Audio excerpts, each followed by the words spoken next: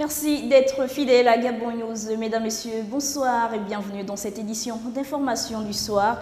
Et on commence ce journal avec les femmes du 5e arrondissement de Libreville, regroupées au sein de l'Association pour l'unité des femmes, qui ont organisé un séminaire en fin de semaine à l'occasion de la fête des mères en vue de trouver des mécanismes de gestion des activités génératrices de revenus. Kenyongori et Justin Mitégui.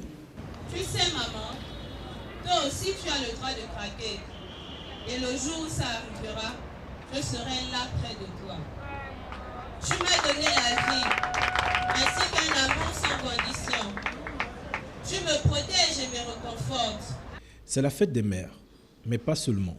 Cette cérémonie marque également la clôture du séminaire de formation ouvert en début de semaine dernière à la mairie du 5e arrondissement de Libreville, axé sur l'entrepreneuriat au féminin. Comment obtenir la clé de la réussite des activités génératrices de revenus. Un franc succès au terme de 2 jours d'apprentissage pour les séminaristes. À la suite de ce séminaire-là, qui vraiment je qualifie de très enrichissant, j'ai appris que la vie professionnelle, c'est une partie de la vie. Et la seconde vie, c'est celle-là maintenant. J'ai beaucoup de choses à donner au sortir de ce séminaire. Je remercie les organisatrices. Vraiment, je remercie tous ceux qui ont contribué à ce séminaire, qui nous ont enrichis, qui nous ont bénis. C'est un séminaire qui nous a ressuscités. Au sortir de ce séminaire de l'entrepreneuriat, nous avons compris que même avant d'engager quoi que ce soit, il faut mûrement réfléchir pour voir les différents aspects, les difficultés qu'on peut rencontrer. Et même s'il y a des difficultés, il faut savoir comment les gérer. Sous l'impulsion de l'Association pour l'unité des femmes du 5e arrondissement de Libreville, présidée par Myriam Dombitegui, et de l'ONG Incubateur d'initiatives solidaires, ce séminaire servira de moteur pour ces femmes qui ont choisi de se prendre en charge à travers des activités génératrices de revenus. Ce séminaire, jumelé à la fête des mères, s'est achevé dans une ambiance digne d'un jour spécial, avec en prime une foire d'exposition montrant la volonté de ces femmes à vouloir véritablement se prendre en charge. Santé à présent, 2 jours du 26 au 28 mai 2015, on suffit pour s'informer sur l'épilepsie, qui est une maladie neurologique instituée sur 2 phases. Le mois de mai représentait la dernière étape de la phase 2 pour sensibiliser la population sur les causes et les conséquences de cette pathologie cérébrale. Marina Medeman et Refuge Tsuga.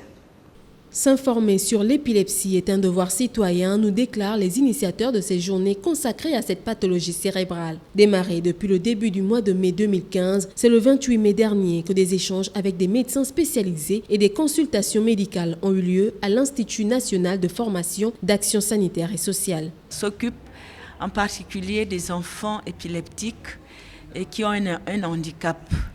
Et moi, en tant que médecin neurologue, je m'occupe de l'épilepsie et en association avec cette organisation, je m'occupe de la partie médicale, uniquement médicale, l'accompagnement médical des enfants épileptiques et aussi accompagnement psychologique des familles et des enfants épileptiques.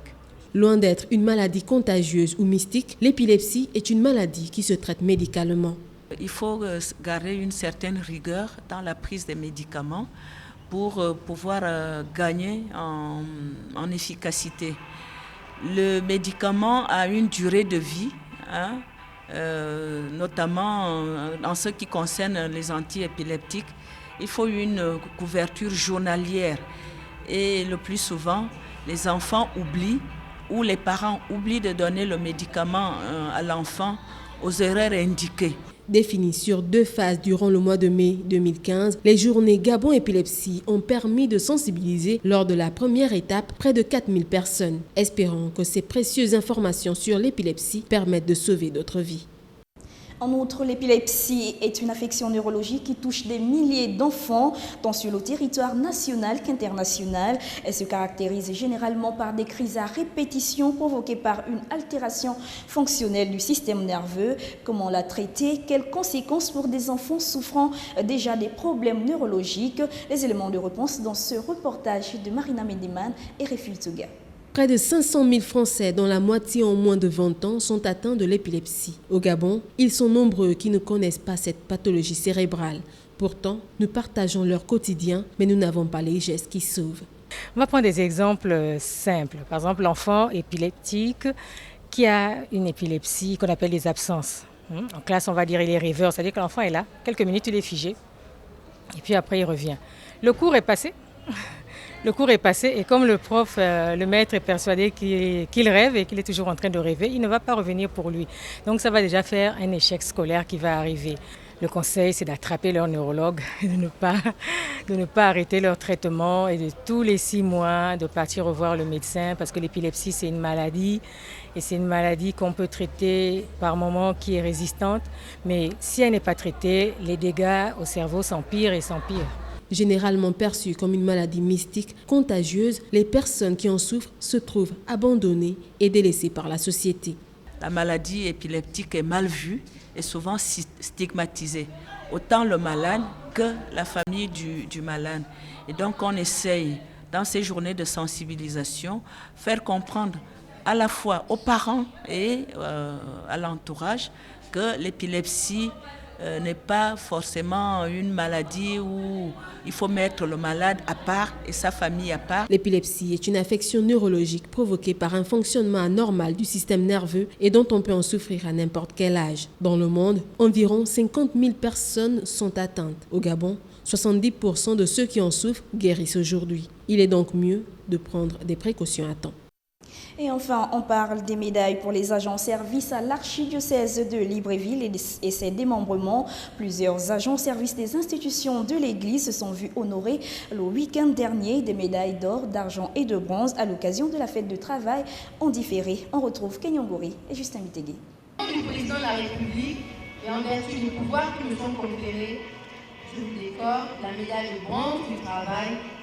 De l'or, de l'argent et du bronze pour les agents des directions et des institutions au service de l'Église catholique du Gabon, ayant passé respectivement 10, 20 et 30 années au service de l'Église. La cérémonie de remise de médailles s'est déroulée dans les jardins du séminaire Saint-Jean de Libreville samedi dernier. Une occasion pour les responsables de cette institution de reconnaître les efforts des uns et des autres dans le bon fonctionnement de l'administration. C'est avec le cœur plein de joie qu'ils accueillent cette distinction. Donc je me réjouis ici par rapport à la médaille de travail qui m'a été décernée à l'occasion de la fête du 1er mai en différé. Sincèrement, c'est avec joie également. Et puis merci pour la confiance renouvelée à ma modeste personne. C'est toujours une joie d'être récompensé par sa hiérarchie. C'est un mérite. Ce n'est pas parce que nous qui avons été décorés aujourd'hui, nous sommes les meilleurs, mais avec la fidélité que nous avons au sein de notre structure, je pense qu'il va de droit qu'on puisse penser à nous. C'est sous le regard bienveillant de Louis-Philippe Mvekogé, ministre délégué auprès du ministre du Travail de l'archevêque de Libreville, que cette cérémonie marquant la célébration en différé de la fête de travail s'est tenue pour ces agents de l'archidiocèse de la capitale gabonaise et que cette édition a été célébrée pour l'honneur et le bien des récipiendaires. Fin de ce journal. Merci de votre fidélité. L'actualité se poursuit sur www.gabonnews.com. Très belle soirée à toutes et à tous. Au revoir et à demain.